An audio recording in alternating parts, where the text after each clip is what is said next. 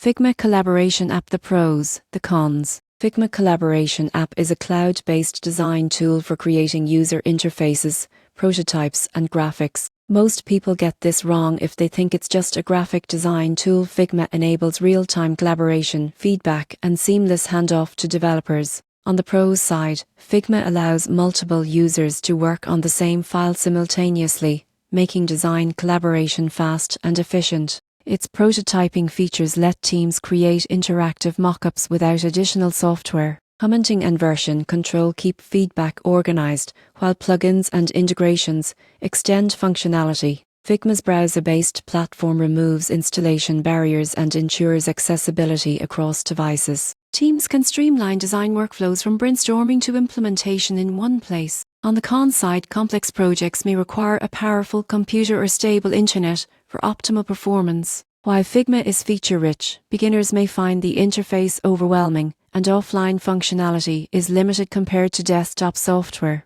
In conclusion, Figma Collaboration App is ideal for design teams that need real-time collaboration, prototyping, and seamless developer handoff. Its combination of accessibility, interactivity, and team-focused features makes it a leading choice for modern design workflows.